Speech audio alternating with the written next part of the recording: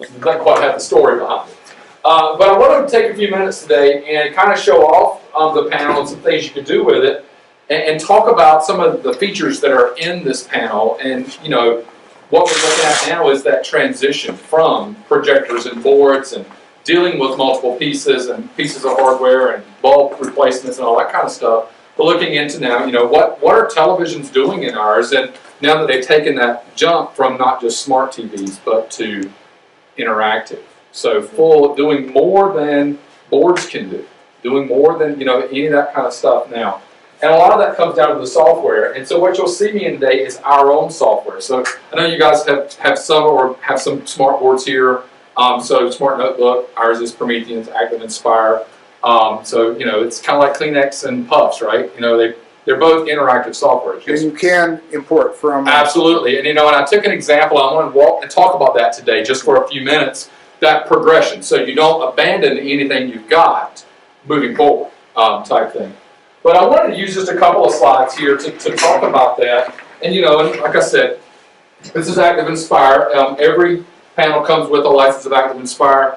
There's no recurring cost on Active Inspire. You know, that's one great thing. I was a former customer, and my district now, I've been using it for 12 years and never paid a dime for software. You know, it's always been built in. Upgrades have always been free. There's never been a conversation around any of that kind of stuff. So that's all, you know, that's real big. But what we're looking at right now as a company are basically these three things with engagement, personalization, and collaboration. And one of the things I was going to show you there too today is that we have a few minutes towards the end. I want to kind of show you what our next step of software is looking like. And it actually kind of goes into a full release this weekend. We've already released it, but we've got a big update coming just this weekend. And I want to take a second, show a few slides off kind of that we do have, you know, full touch. I can do pretty much anything on here that I want to do that I can do on my computer screen, right? So just my fingers or my mouse. But of course you see here, we came in and we tweaked with this guy just a little bit, but we've got crystal clear, everything's in HD. I've got my Mac plugged in here with an HDMI cable, so I get picture rich, you know, just there's clarity in everything I do. Everybody can see. Also, I don't know if you guys, as you were coming in, you can see this at an angle from anywhere in the classroom as well. Not like your TVs at home where you have to be at a certain one, or, you know, plasma versus an LED or an LCD type thing. I can see this from anywhere as well with no glare type things. And then another thing that's real big with the active panel, one of the things that we've kind of been working hard to make sure we do, is there's no finger burn. And I know that seems petty, a little small, but finger burn it can be a big deal. It's not like, oh, I'm going to go home and all my fingers, I've got to soak them in ice water. It's just that uncomfortable sensation. If you've ever rubbed it against a glass screen, you get that friction. And what we've developed developed a screen that doesn't do that, which has been kind of nice, and it's been a big deal. So just a quick thing. I know we're in a high school now. A couple of you from elsewhere, but just showing off the software a little bit here. You know, we can come in just like what you can do, or similar to what you can do with Notebook. I can come in and, well, if I have my arrow selected, we could go ahead and give you guys a quick little set of things. So Chris, your job today is being a mail carrier at the beach during an earthquake. So I need you to write them all. You know, kind of thing. So we're just making it. Hi, Emerson. Please Laura, you could go up. 140. You know what? Why don't you come on up? You mind? Come up and pull out yours and see what you have to write about. Okay. Now it's 1,000 words you have to write, okay, around this topic.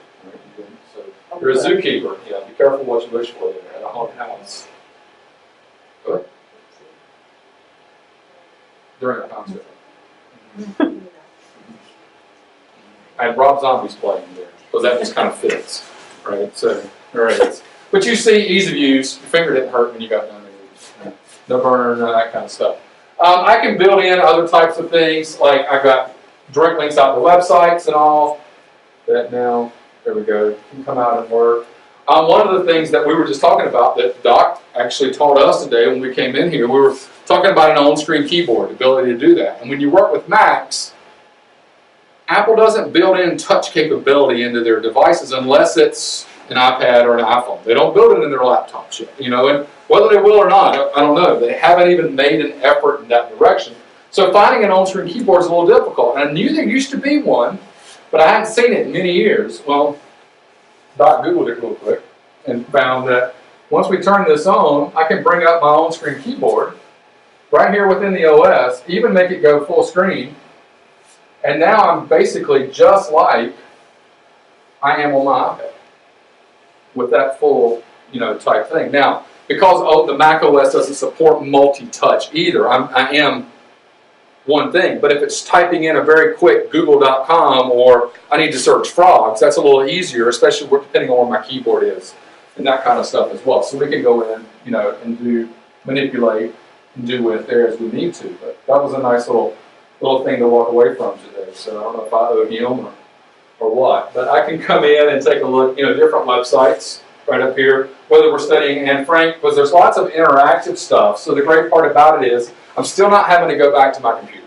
I've got full control up here where we can come in, use this website to its availability, jump down to a section on what we were talking about there, or use these photos here to kind of show off.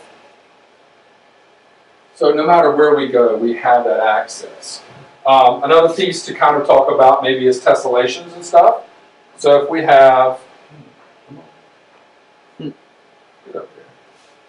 so I can bring these guys out, and then what I have is the ability to simply just multi-touch inside, because I just told you, Mac OS doesn't support multi-touch. Active Inspire does. So inside of Active Inspire, I actually get 10 touch points. Now, I'm not going to put 5 kids at this panel, because as a former teacher, I know better than elbows. Well, yeah, that's not going to work out. But what I could do is get a couple of kids up collaborating on something, and they're not having to worry about which pen's being used, or wait, just this one pen, or this kind of thing. They don't have to worry about anything. They can simply come up and start writing on the board and going, twisting, turning, putting a math problem together, putting a puzzle together, whatever that might be to make these things work. So we have that capability built into our software, which then adds that little extra. So maybe I'm teaching a math or a protractor, and I need this. We're going to go in, great little activity here. Go find me all the angles that are in that one piece there. That's always good. I have learned that I don't have patience anymore, mostly because of technology. And every time something faster comes out, my patience goes down even more. And when something doesn't move as fast as I think it should move, clicking it 12 times is my solution.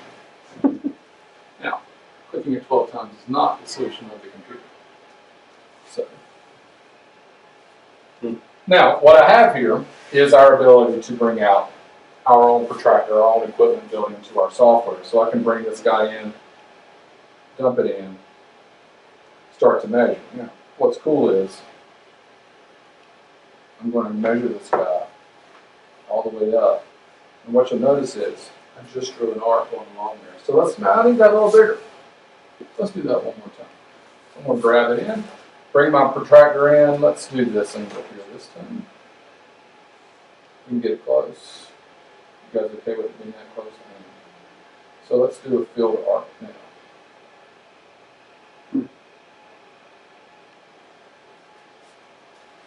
So now I've got that angle to bring out and work with.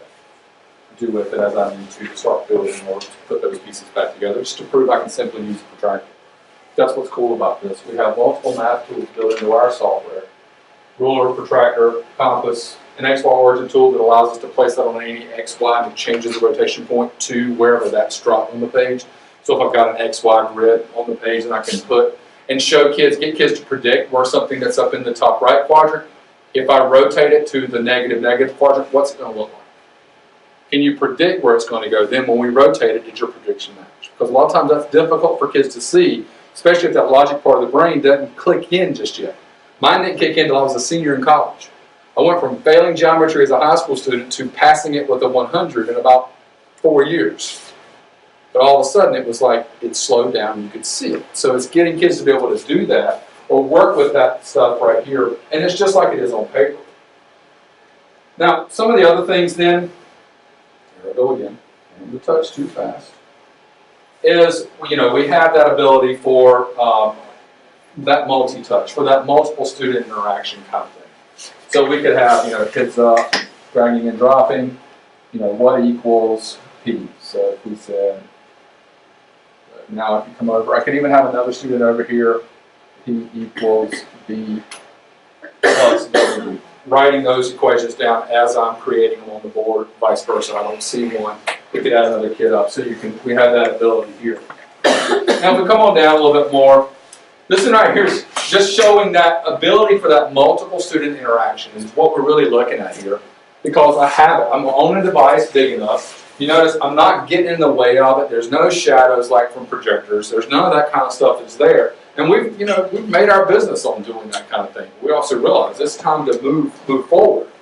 But I can start right here very simply, dragging and dropping things up, creating as many as I need to get started with what's here, and then starting to balance that equation as I need to. Getting into more science here. Let's see here. Someone come up and play with this one. I've been playing with it for a while. It's okay. It's all right. I figured this one out too. So, and I don't have anything to do with science. Okay? It's okay. So what we're going to do is, so you're going to pull it out. You see one, but don't let go of it. Because if you let go of it, all right, then we're going to come over and try to find where it best fits. And if it doesn't fit, it's going to get back. You want to embarrass yourself. That's the hardest one. Okay. And you know which one the fine adjustment knob is, right? That one right there. Right there. Well, put it in the box. Try one more. Oh, she's building her confidence now. Oh. She just tapped. Oh, Tap. yeah. Oh, sorry. No, I'm not tapping into one. Just no. Well, my mistake. Why am I? Just Oh. Drag and drop. there you go. Don't let go though. Fine. Of course. So you just take it fine. Adjustment knob. There we go. There you go. Wait, Look at you. Okay, now You I want to do one on your own. See, I've helped. We've modeled. I think she just broke a box. It's okay. I keep breaking it. I'm taking too much time. Yeah. Oh, you had it. Peace. Look at you. Okay. Now I know if I ever have a microscope needs to be put together in a life or death situation, I'm calling you. I'm bringing it up here because you can help me do it. At least with those three pieces, right? But you see, we have that ability even to build self-checking, so that if I were to drag that stuff out, so now I pick it up from you, and I go here and I say, well, that's the stage. No, it's not. It's going to kick it back. So we have that self-check built into. That's part of Active Inspire. Okay, we call this containers. One of my favorites, and also one of my nemesis, is because just because everybody wants to hear about it, about containers. How do I build containers? Hold on, let's get you through using it first, and then we'll go to containers. But then we have a website called Promethean. Wait, I'm sorry. Just the language you're using. The thing that we were just looking at before that was a container. What we call a container. Because it has, yeah, I get it. So it can contain Whatever you predetermined want. things that you want it to go in, and if they don't match, kicks it out. Type thing. Yeah. Okay.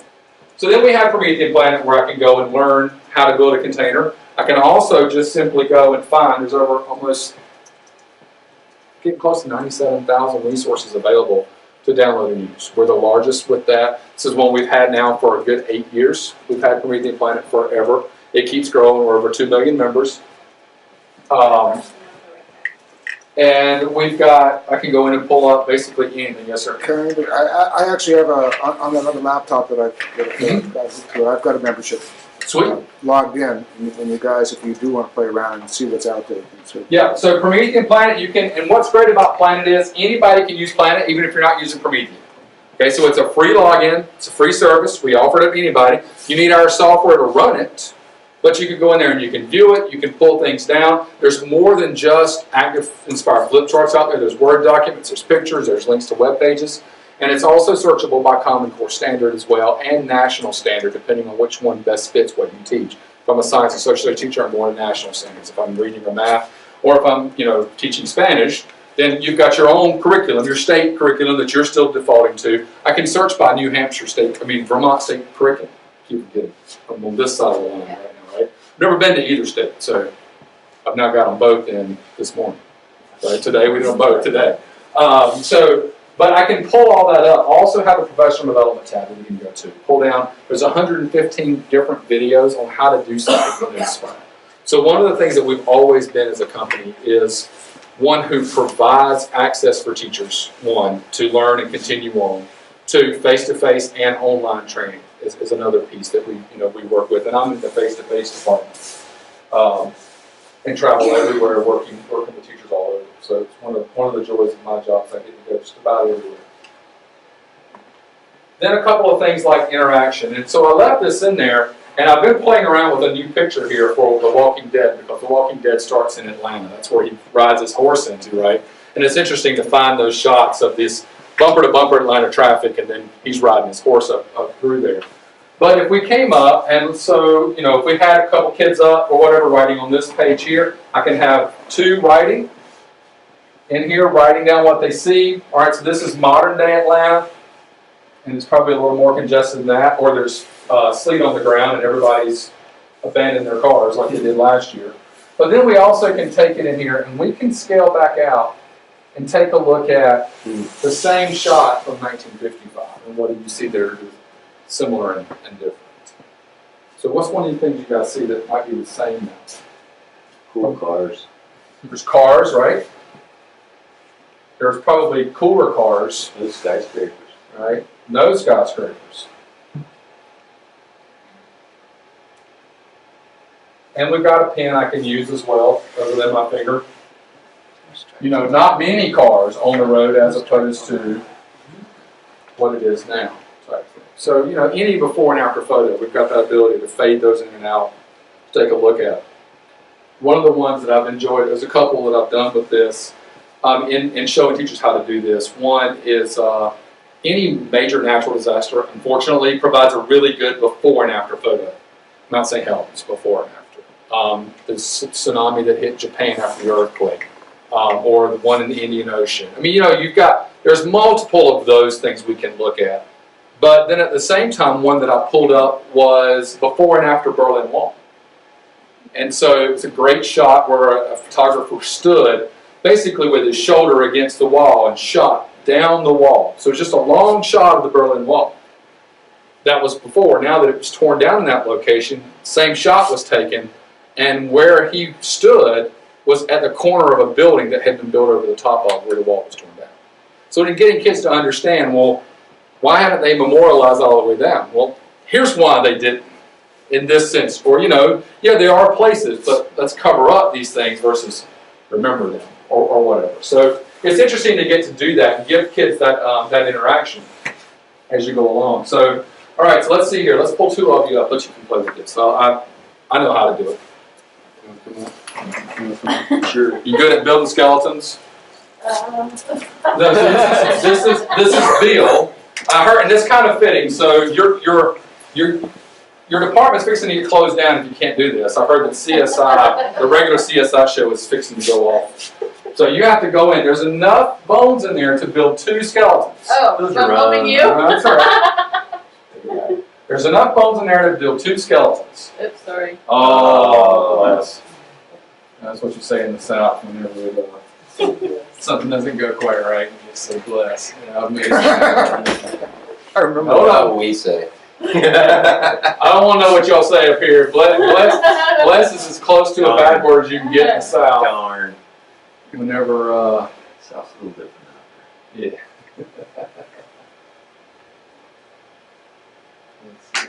When I moved to Florida in 5th grade, I sat down and met the principal of my school, and he asked me a question, and I said, yeah. And he said, it's yes, sir. And then I moved back north in 9th grade, and I sat down and I was telling teachers, yes, sir, and yes, ma'am, and they told me I was a smart ass. Well, the second one's got it right there. So just, say, there you go. But you have that ability then, as you can see, this is where I would bring up and we'll get that multi-touch. On the 70-inch panel, it's nice and clear, not having to worry about it. At this point with the projector in the classroom, they're in the way of the projection on any given time. This would be great for kids with 5 fine motor deficiencies too. You know, Yes. like you think about, okay, how did we do this traditionally? It was probably like cut this out and glue it down or whatever, and it was like messy and a pain in the butt, and kids can't get it. And this would be, I'm just thinking this would be great for special ed. Well, and you can watch them progress. So they can go on this touch Yeah. from hand This might be to pen, Right. and then even a more precise pen if I need to. You know, because I've got multi-levels in the writing ink that I can bring up or whatever. But we do have a pen that they can hold. You know, I've also got special ed teachers who have taken our pens and slid them into tennis balls. Oh yeah. So that way they can't hold the pen, but they can grasp the ball. Yeah. And write. You know what I mean? So it's little things like that. And of course, this panel here, I've gotten really good with writing with my elbow because I forget. And so it's basically a touch point, right? You break the plane with it, you get a touch That point. might be a foot, you're right. It's a foot. Yeah, that's nice job, guys. Look at this. Sorry. Very good. He lost half of his skull, but he's okay. At least they're twins. They have the same half, right? But you see that's that multi-touch interaction, the things that are built in here as we go along. You know, we could play a matching game real quick here. Looking for no, that's not Nicole Kidman, I don't think. Let's see here. Oh, there we go. Side by side. That's Nicole Kidman. There we go. Yeah. Also, with one of the cool things is just that quick ability to jot notes down or whatever. I can send you up, tell me real quick one thing you learned today, and that's exit ticket. You pull a note up, you write it on, you're out. You know, just a quick couple of sentences, couple of words or whatever about what we did there. But because of our software, we have that ability to drag and drop multiple of the same within as well. So I can build like a cloning feature, what Smart calls it. We call it drag and drop or drag a copy. With something like that, you could probably customize it too, right? So like maybe you have a template like that has, you know, a post-it with each child's name on it. So Absolutely.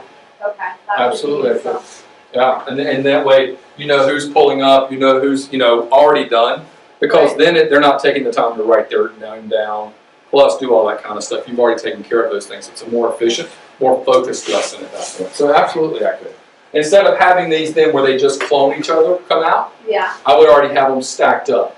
Okay. You know, so it would look the same, but when you pull out then, I've even done it so I've reached into a magic hat, if you will, and pulled kids' groups out, right? Yeah. But because of the order that I knew how to put them in, it looked random to you as the kid, but I've already put you in the right order so that when they're stacked up and I'm pulling them, oh look, Laura, you're in the same group as so-and-so, you know, because I know you have trouble getting along with X or whatever, right? So those kind of things. Now, one of the last little pieces with this panel, you see we offer it in 4 different sizes. What you're looking at today is a 70-inch, okay? Oh my gosh. The 84 is just beautiful. It also, just to get techie with it, the 84 shows what they call now 4K video. So it's as high-end video right now that can be shot, basically, and it shows it. So that GoPro video that I had up was shot in 4K. And we don't even get the quality of it on this TV like you would on the 84 because this TV can't, it's still not processing it as fast with this panel. It's not processing it as fast as what the 84 will. It makes it even more beautiful, more clear, as if you're right there. You know, I can almost feel the guy's hairs on his head. So you get the software with this, no recurring costs in software, but definitely future-proofing, right? Because you think about, we don't know the life of these. We know that we're projected up, but we haven't outlived the first LED or LCD panels that we had, the first plasmas. They've not been out 30 years yet. We know, what are we not having to do? There's no bulb replacement. There's no projector cleaning. There's none of that stuff. We're future-proofing it also because this TV, this panel here has 4 HDMI ports, a VGA port, the ability to plug in still your component and composite cabling. It's got the ability to connect to other HDMIs and share this video out. So I could connect 2 panels together and replicate one to the other.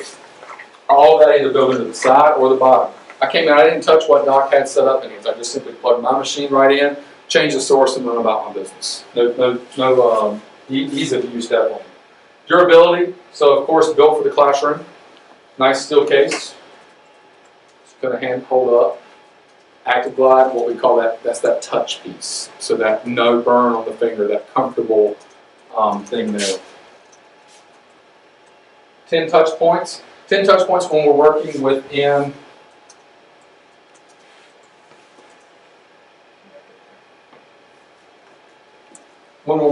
Active Inspire. On-site maintenance, Chris can talk a little bit more about this, but once it's registered, it's a 3-year warranty on the device, right? 3 years, and that's on-site? On-site service warranty. So if something goes down or it doesn't work, we'll have someone come out and actually replace it for you within a certain amount of time. I believe it's 72 hours. So it really minimizes classroom downtime. Easy to use there. Of course, no projectors, no bulbs. And, you know, depending on the wrong projector and the wrong bulb cost, you know, I mean, I've paid upwards of $600-700 in my classroom for bulbs. And I have heard many a heartbroken teacher call me and say, hey, is there any way you can help? My bulb went out. It's the last day of April, and I've still got a month to go, and we have no funds left. You know, I mean, just my heart breaks at that because it's like, no, my stash is empty. I gave them all out a couple weeks ago or whatever. Whole group collaborative space. We love that piece.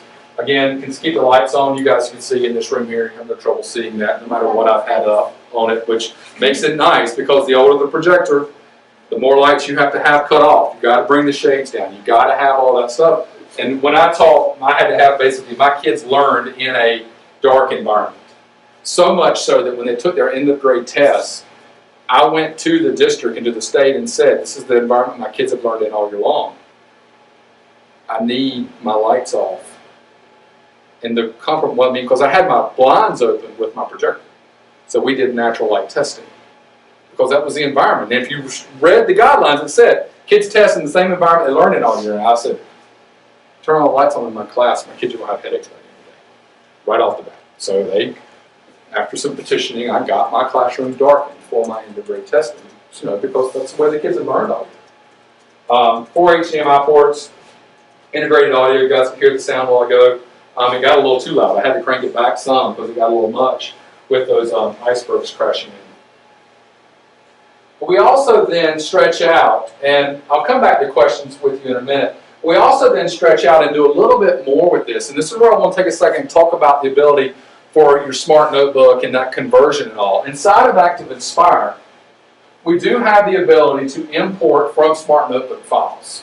So just to make sure, last night I even pulled one of the latest ones down to see how it was working with the latest versions. Everything's still transformed in.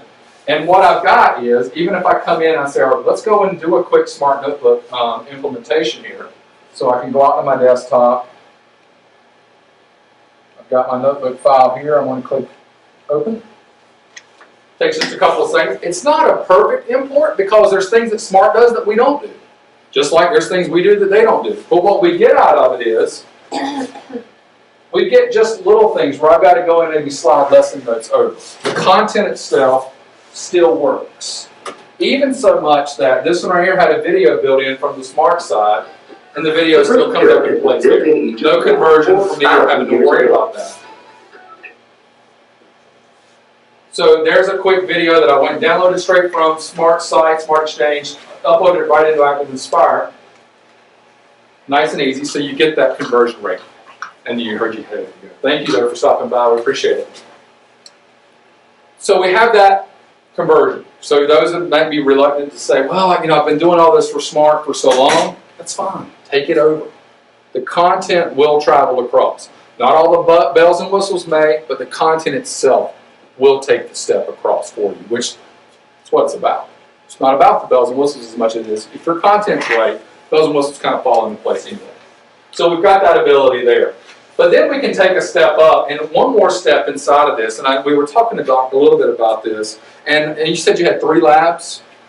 Did you say you had 3 computer labs, or 3 carts, or? 2 of these, 4 carts, couple of iOS. So you've got access. I mean, kids to a one-to-one classroom. Maybe not a school, but you've got access to a one-to-one classroom. Well, Promethean started making a change about 2 years ago with the way we did software. And we started looking at it and saying, where are kids, what's important to kids right now? Where are they? Well, they're right here. right? They're on their devices. So there's real estate in front of them that's up for grabs. And so while this real estate up here is there, we're at the point now where we're refurbishing this real estate. But I want to own this. I want to be there so that whenever I'm talking, you're there with me. You know, I've got that same content out there because really you could be doing anything right now, right? I mean, you know, but you could be, right? And anything doesn't have to be a bad thing. It could be that you heard me say something, you're like, oh, I don't know what that means. Let me go and Google that, which then takes you down a whole line. I mean, I do that all the time. What did they say there? And let me go in and I'll learn while I'm watching TV or whatever. That's what our kids do with them, right? They learn while they're listening to you. We'll keep believing that. But Promethean created a product called ClassFlow. I don't know if you've heard about ClassFlow or not. But we've created this product. We released it last July at ISTE. And then we've been evolving it ever since. So ClassFlow is a little over a year old now.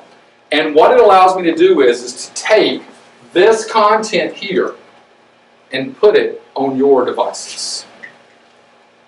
Okay, so I'd like to do a quick little show of it just to kind of show you, because again, if you've got card access and you've got those things, you've got the ability to use this in, or even to up the use of the cards, because now I can go and get my content to my kids and things. And what's great about it too is it works with Android, iOS, Chrome. All you need is internet access. Doesn't matter where you pull the internet access itself from. So I'll get you guys logged in. If those of you on a computer, if you want to get in on a computer as well, I'd love for you to join in, and I'm going to get you set up with. Now I have the ability to connect to ClassFlow from within here, and then share this content out to you. Ask a couple of polling questions, but I'd rather jump into the full ClassFlow site and kind of show you what it all does instead of kind of what happens. If I get a moment to show it, I'd rather show the whole thing to you. So I'm just going to kind of bounce out of Inspire for a second and go into my ClassFlow site. And what I'd like for you guys to go, if you would, we're going to go to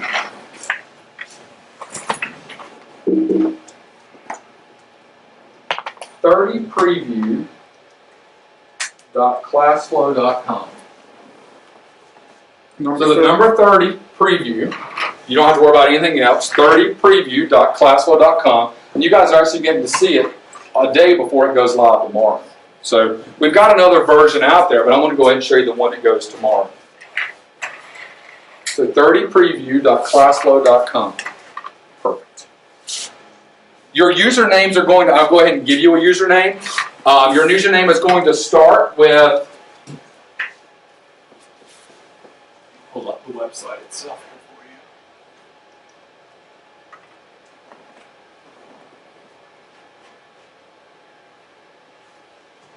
for you. Here we are.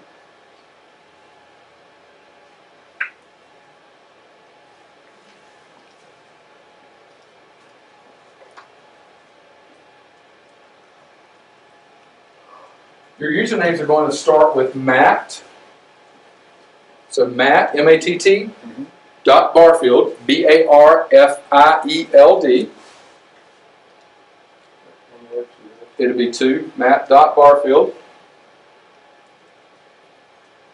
And then we'll do yours will be .S1. So Matt.Barfield.S1. You guys are going to be, instead of dot, we had to change, it's going to be underscore S2. You'll be underscore S3. I'm not even That's there, okay. sorry. You'll be underscore S4. Trying to get It's okay. So 30 preview. right up here? Yep. Okay. Dot ClassFlow. Okay. ClassFlow? ClassFlow. Oh, thank you. .com. Okay, that was ClassFlow.com. I don't know where that's going to take you yet, so hope it was No somewhere place embarrassing. Okay, good. Thank you. All right, so Matt.Barfield. Okay. And your password is capital S, student, the number 1. So Capital S, capital little capital S, S, little S. no, just the word student with a capital S and a 1 at the end. So you're going to be Matt Barfield underscore Okay. S3, I'm sorry. Okay, sorry. We're just going to mess you all up. Okay. Then go ahead and click login. Hey, I'm Mildred Washington. Just click login. Okay. Yep, that's your name. Marlena McNabb. You should be able to come into a site. You guys all get a site there? Sweet, very good. Now what you'll notice is on the left-hand side, you're going to see right here, on the left-hand side, you'll see my name in class 1. Okay? Now once we get into this site, I have the ability to take a look at all the kids with the different classes that I'm running. So you'd come in as a teacher, you set up your class. You put your kids in. It's just a very quick, create your classes, those kind of things. And then you actually can start to deliver. Now what's cool about this is I can even upload those smart notebook files right into ClassFlow. So I can take it from Notebook, skip Active Inspire altogether, and upload it right here into ClassFlow and continue to teach with it. Now the difference, why would I do that? Well, if I've got one-to-one or the ability to bring a card into my classroom, then I need to take a look at all these pieces. So I'm going to go back into a delivered lesson maybe I did earlier today, and I wanted to show you one that I uploaded from Smart, just to kind of finish that progress, to kind of show that there is some confidence in that. I'm going to go up here and click play. What I'd like for you guys to do now is just refresh your browser, because I didn't click play before you got there. So just go up and refresh. Yeah, there you go. Just refresh your browser, and right up there, click on Matt Barfield Class 1 on the left-hand side, and you should see Join Class in the top, over towards the top right-hand side. So what you're doing is you're actually joining a lesson that I've just now started with you. It's kicked me out twice. Uh-oh. But Matt got.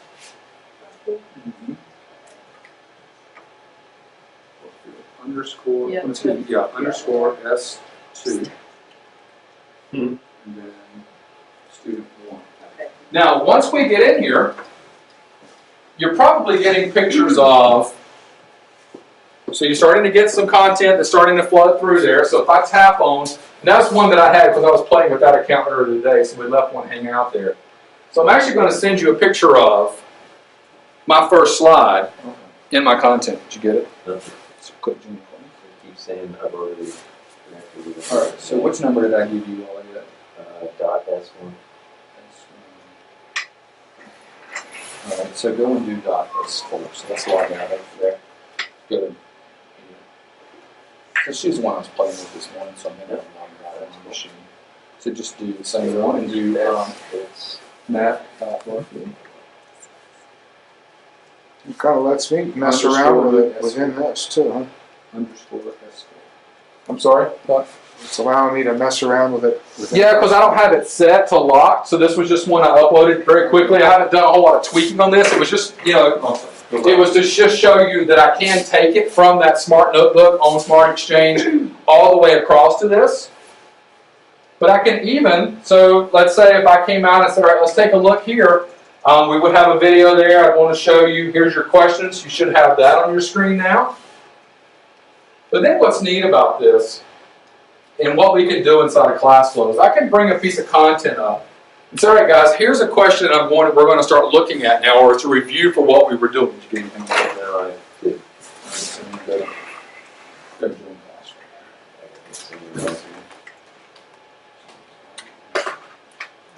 Try to underscore S4. So I can take a look at, which one were you there? It was You were Marlena. but now I'm MW, which is, Mildred Washington. yep. Let's try a different S. It goes all the way up to 25, so try an S10. Now, what you guys are seeing here is, again, just the content, right? So it looks as if all you're doing, Matt, is just sharing with me your slides. That's it. Well, it's actually a little bit more than that, because now what I can do is I can actually click in here and say, I want you to take a look at this and then solve this. So what you're going to get now is a multiple choice and the ability to click at the bottom of your screen and pull back up the quiz or the question so you can see it relevant right there to you, whether the screen's big enough or it's too dim at the front of the room or whatever there.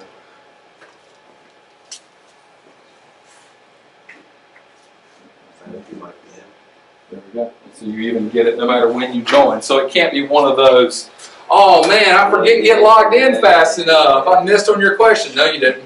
We still get it. You still get to go through there with it. So go ahead and click your multiple choice. You'll notice I can pull up here, take a look at our different responses.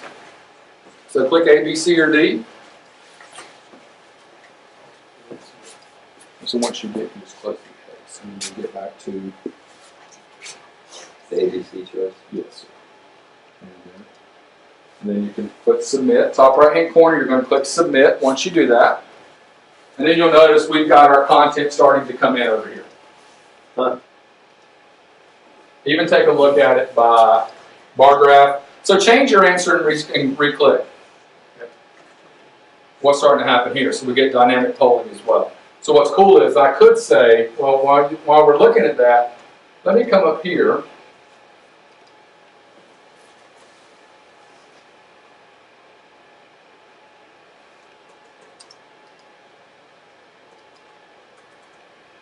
And even pause and freeze your screen, so let's talk about it. So what you notice there is now, it's just like, because how many times in your class when you give your kids something to do, they start right away, right? They don't listen to your directions. Even if don't do number 2, then everybody turn it into number 2 because nobody heard you say it. Well, I like this because I can pause it and take control and do those kind of things. Now, I'm going to back out of this one for just a second. Your screen should go back to basically a background image or whatever. So we're going to stop this poll and leave. Because I want to show you another quick example while I'm in here. A couple of things with ClassFlow. One, I have the ability to schedule, so I can schedule assignments. I can put an assignment in much like I can in Google Classroom. Push an assignment out, you get it. I can start a conversation with you as a student. So we've got that. You know, of course it's to the class, and then I can pose a question. You guys have access to this site from anywhere. Okay, so that's Where is that? This is different. Ireland, Scotland? I don't think so, not with this. None of Man, this. that's cool looking. I want to go there. that's my backyard. Those rock spires in that green gold. All of them. Man. You get around to North Carolina is that? That's right in the middle, so we get a little bit of everything in the middle of North Carolina. That's my east and west, north and south views. Depending on where you're standing on my property, you get all that stuff. I don't know where that is. So I have the ability to build a calendar within, to push out assignments, those kind of pieces. Again, a lot like an LMS, but we call it a digital learning platform instead, because we do a little bit more than an LMS will do. Because of this, in the moment teaching, as well as you can log in outside of it. So if I came back into my class, again, I could have multiple classes set up here. I've got all my different ones, and then I've got what we call our ClassFlow drive, which contains all of my materials. Even the ability for me to share lessons right back to you. So I could take the Egyptian lesson, push it out into your account, and whenever I'm not teaching the lesson, you still have the ability to go in and view it. Now, if you think about doing that with a Smart Notebook file, they have to have what to open that file? Nope. They've got to have Notebook. licensed. Licensed. No, but do you see what I'm saying?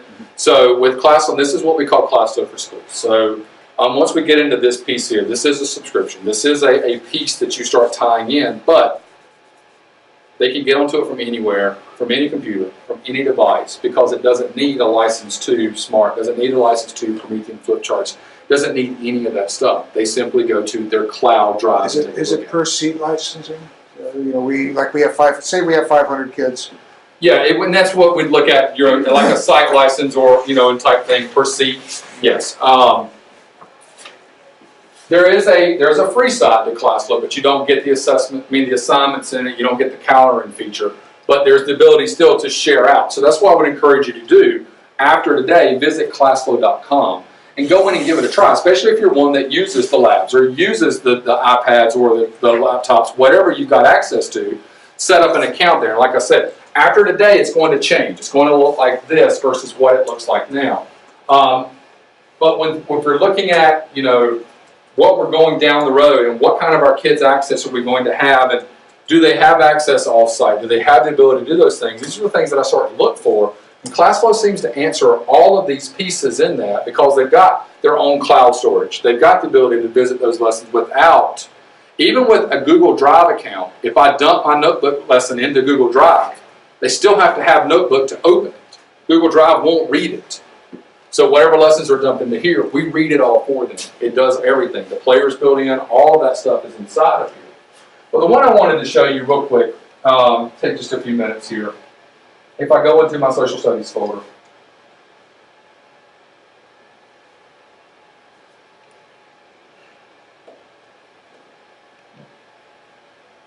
I've got my ancient Egyptians lesson here. So again, back around that Egyptians piece that we've kind of got, I'm going to choose my class. So you'll go back in and join class again if it doesn't automatically pop up. It may stay in there, so let me just go ahead and push the card. And I'm going to give you the ability to tell me what you already know about ancient Egyptians. Now what you're going to get is on the right-hand side of your screen, you're going to notice a toolbar.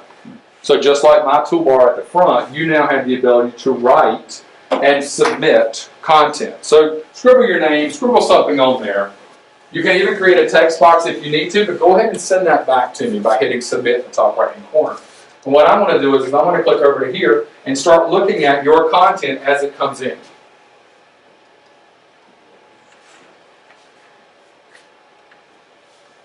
There it is. That's my response every time. That's all I know about it. And that's what I've learned in the mummy movies. Okay? So we've got our content. So I like this one right here that Clarence Torres put in. And what I'm going to do is I'm going to click his and add his card to my lesson. So because I like the way that one did, and whether this is a math problem or whatever I'm bringing back from you, I now can take this card from a student and send it back out and say, now add something else using what they started with. So now I've made it more meaningful because I'm using your work. I'm taking what you've done, and it might even be, create me the hardest quadratic equation that you can. Just stump me, and then I come back and grab it and turn it back and say, now all of you solve it as well, type thing. And I have that ability to do that in here. All right, so you guys got anything? Send anything back? Take a quick look. Take a quick look. With funny, they were preserved with funny stuff. Oh wait, we got somebody found the camera. Oh, there we go. Got the camera going in there. Very good. So we have that ability to do these things. Now, we take these couple more steps. You'll notice that I have creative, which allows you to create content and submit it back. Multiple choice, yes, no, true, false, word seed. Those types of basic questions that we've been using for a while, or if you know that you ask and those kind of things in class. Now, what else is really cool about this? If we were to come on down and maybe we were learning about this piece here, and so our goals for today would be to identify ancient Egyptians who lived in other eras. On your screen, you actually should be getting a timeline that will help us date what else was happening at this time in history that correlated, right? Because that's one of the interesting things about teaching this. What was happening in China in 100 BC versus what was happening in Egypt at 100 BC, and they didn't even know each other existed. You know, and what was going on here versus in here. But getting kids to start understanding that it's one timeline. You don't get a different timeline for each population or each civilization type thing. So you guys were able to get content at the same time as I sent without me having to do any extra work. So we can push things automatically out. Now you should be receiving a hieroglyphics card, which immediately you're probably already starting to write your name in hieroglyphics, or at least to figure out which letters represent. And you'll notice this one right here is a frozen one. You can't do anything with it. It's just a visual. Because I might want you to actually draw it on paper pencil. So this is up on your screen while you're doing that, not trying to squint and see the board. So again, controlling that space. In the moment, teaching. That's class flow. The last piece of class flow that I want to show you is, well, there's two little quick things here that I think are pretty meaningful. But I could even come down here and say, all right, so we've been talking about the 4 different canopic jars that were available, you know, and this is where the kids really get into it, right? Because this is about pulling their brains out. And there's great interactive websites that allow me to go in and actually go through the mummification process and all. But if I were to come in here now, I have the ability not just to send this card out, but I might just want to only send that card to Clarence. So which one of them is Clarence? One of you just got a card, right? Or it's coming in now. So you got that card. Did you get that card? Did you get it? No. So I can now differentiate. And I can take the next card down and say, all right, so group 2, that one's going to be Dorothy. Who's going to Dorothy? I'm Dorothy. Did you get it, Dorothy? Your just job is to pronounce what kind of binoculars are there. That's your job, all right, for this one. And then we come over to the last one, and I can come in here and say, all right, so Mildred, you're going to get the last one there. Now, this could be, You're Mildred. so each one of you now have a different one. So now I might say, find your group, go find it, work that out, what they did. But guys, this could be reading passages. I'm an elementary school teacher. I had a hard time finding the same book that all of my kids could read at the same time. So you would be reading on zebras, you guys were reading on giraffes, and you guys were reading on elephants because that matched your reading level. Well, now using the websites that are available today, like NewsELA and things, I can actually find one article and reconcile it to each of your abilities, but then I just send it out. You don't know that you're reading an easier passage than these guys because when we go to discuss it, you still can discuss it. To me, that's huge. I'm not having to meet 3 times. I can meet once and have a meaningful conversation simply through this easy differentiation type piece. And then the last thing, so now that we've studied ancient Egypt in all of its glory there, it is quite fascinating. But now that we're in here, we need to take a quick assessment on it. And so we're going to come in here now, and I'm going to start this question set, and you should get a set of questions that pop up on the screen, or the beginning of a set of questions. How many years did the Egyptians live in? Sorry. So no, you're fine. Fine. Did you get something? Yours just kicked back out. So Yeah, it's kicking out the keyword on there. So. that's interesting. Please enter a number. Yeah. Oh, how many years ago did the ancient Egyptians live? Huh. Yeah, just take a guess. Right? Oh, I got it. So click next. But what we have now is what Promethean calls this self-paced learning. So instead of us all answering one question at a time and I'm waiting on everybody to finish, I now send you out a quick question set, 3 or 4 questions. Again, exit ticket, review, exercise for the beginning of class. I push this guy out to you. You're done. And then what you'll notice is, while this is happening, I actually have the ability to come up here, even using the freeze option on the panel itself, just to see it on my device. But I can start watching you guys as you submit content. Submit yours back. And as a teacher, in the moment, all I need is red or green. I don't need to know what you answered wrong. I just need to know, are we more red or more green? Because if we're all red, I didn't teach that well enough or you didn't get it. But if we're all green, then I know we can move on. Why am I spinning my wheels here? I'll go back and look at the detailed data later. But in the moment, I just simply want to see, where are we? And undoubtedly, I didn't do very well with this Egyptian lesson because I'm seeing a lot of red. So I know I need to go back and reteach it. Okay? But where else do you get that kind of feedback? You have to wait and grade the content, and then you get the feedback. Well, what have you done in between? For me, I'd give a test on Friday, because that's when you gave tests, right? Give a test on Friday with all intentions of grading it over the weekend. And then I got that call that said, hey, we're going to go rock climbing this weekend. You want to go? Yeah, I want to go. Let's go. Well, the next thing I know, it's Monday, Sunday night, and I haven't graded those papers yet. Well, you know how Mondays are. Mondays are terrible. I didn't get on Monday either because I was tired. You know, and the pub down the street had a band. We went out there, you know, just to get over Monday. So now it's Tuesday before I'm grading those. What did I do in class? And, you know, and I build that up a little bit, but fortunately, that's kind of how my classroom worked. It was a couple of days before you got content. You know, the one kid standing there, have you got our test graded yet? And the other kid standing there, please don't grade my test. Okay, well, I kind of meet in the middle. I'll do it in the middle of the week. But I've already had to move on. How do I make connections back? Well, we flopped this. Let me go back and reteach it. This kind of stuff gives me that feedback immediately so that I can adjust in the middle of the lesson or even adjust for tomorrow's lesson. And that's what I really love about this from my teacher perspective. So that's the class flow side of what Promethean is moving into, or into now, taking that SMART, that active, inspire stuff, and putting it up so that we not only own the real estate at the front of the classroom, we own the real estate, thank you so much, the real estate in front of the kids as well. This, what you're seeing right now, everything in this piece here is in the free side, that, you know, they get started. But when you start getting into assignments and the scheduling and those pieces, and then just the student data and what you can do with it comes with, that's where you get into Classroom for Schools. But I encourage you to at least check it out, because what is it? It doesn't hurt you anything here. At the end of the year, right? So you've got some great time to review, do some things with that through this. Imagine now sending out your review questions through this, getting all your kids to react, versus paper and pencil, you bring the iPads in, or you bring the laptops in and let them do it instead. So that's, in a nutshell, kind of a quick little class flow demo. Doc, I'll have to ask you to burn that video when you get done. Don't show anybody that. I sure will. That shows that I... To what media would you like me to burn it?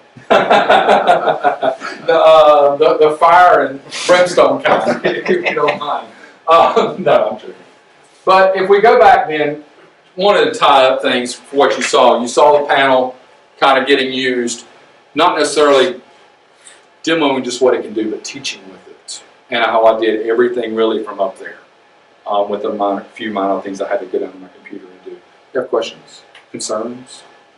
How many do you want over? No.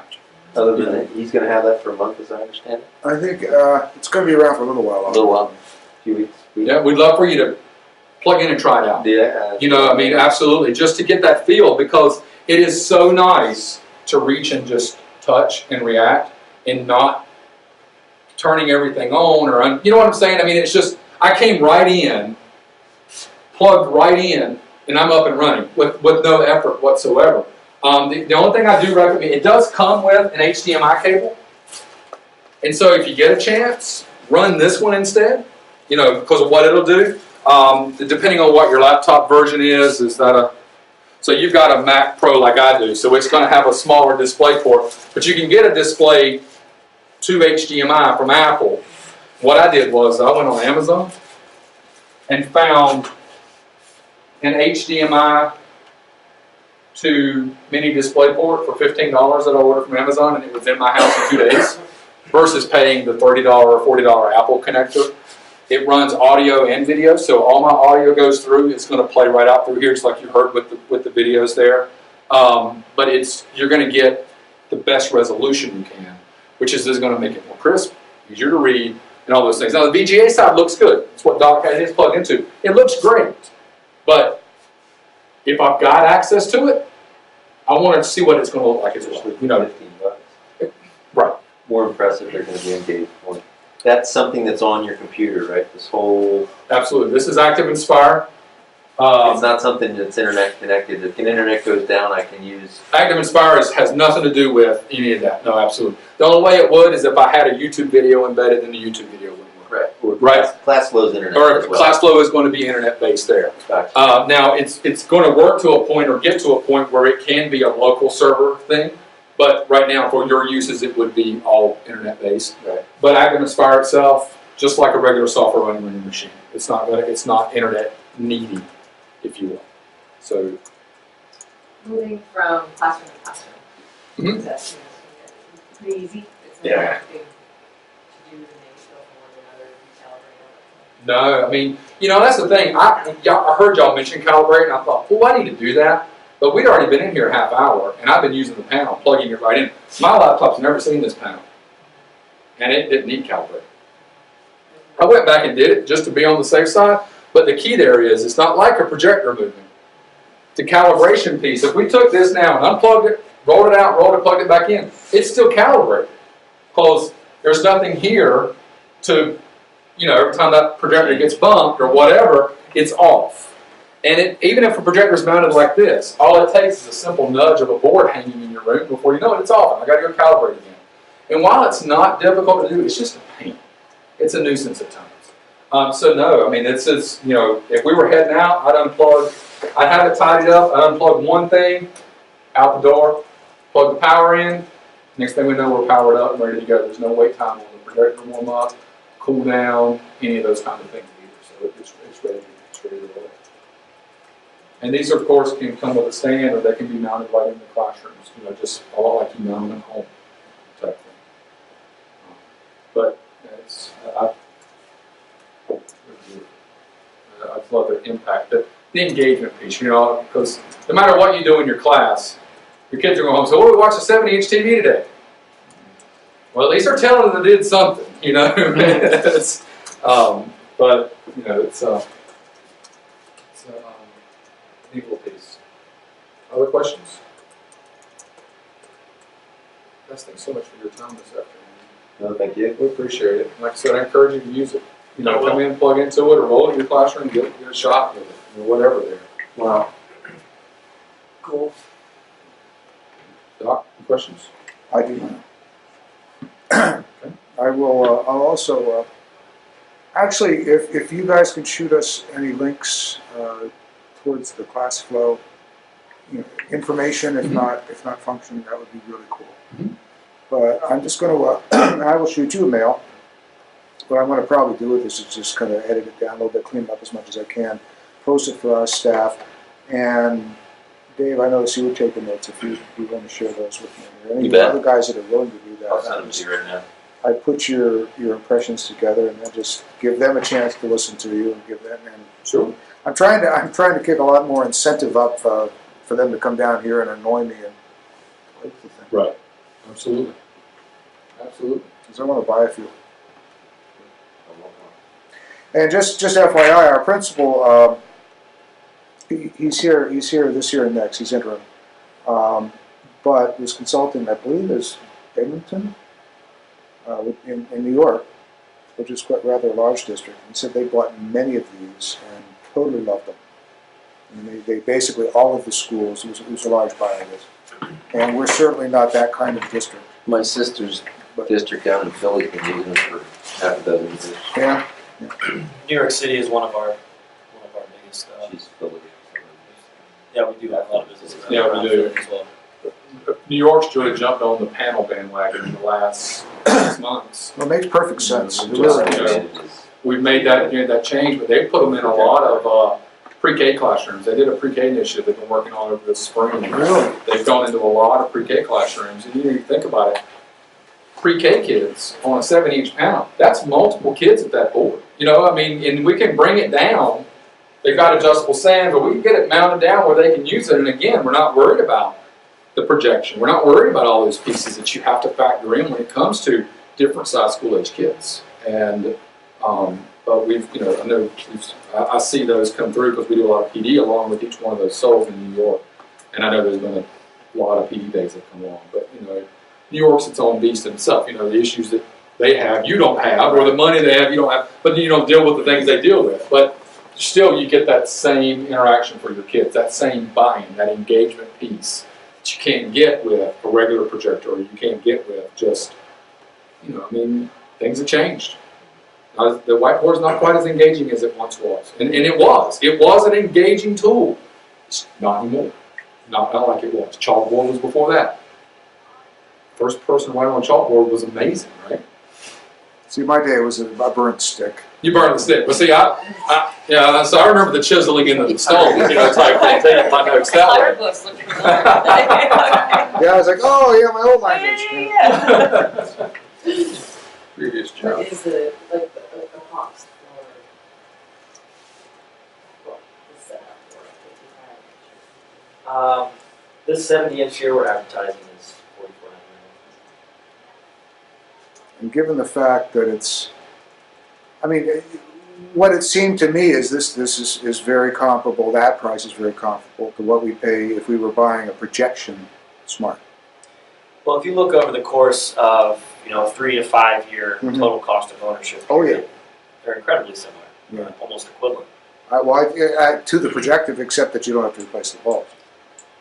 Exactly. I mean, that's what fascinates me. That's what I'm really interested in. And these are rated for a life of 50,000 hours. So if you consider that they're going to be used somewhere between 6 to 8 hours a day. I'm not even rated for that kind of. It's a long time. You'll not replace a bulb for a very long time. Yeah, I think our projectors bulbs are rated about 3,000. About 3,000. About 3,000 hours for a bulb replacement. So you start doing that math. Mm-hmm. Depending on what kind of projector you have versus what kind of bulb you're buying, I mean, all those things, and they're not bright enough. All you're doing with most bulbs and projectors are turning them back on. Yeah. It doesn't bring them back to factory brightness. And that's because they get so hot internally. So you're feeding it, but it's not going to get any better for you. You're just, you know, you're watching it wither away, you know, type thing. So it's another biggie there. Well, guys, thanks so much for your time. Well, thank you for coming. We'll shoot you an email. I'll get you some class flow stuff because I got your email. Chris copied me on one we talked with yesterday. So I've got your email address. I'll reply back to that with some class flow stuff for you, some get started tutorials and all, just to kind of help out. And then And I'll zip a copy of this to you, just That's in awesome. case you want. Sure. I may end up loading it on like an internal web server, and just and so that our folks can get at it. But if I can get it up, I might get it up on YouTube too. Yeah, no, We'll see what it does. Send it my way. I appreciate I it. sure will.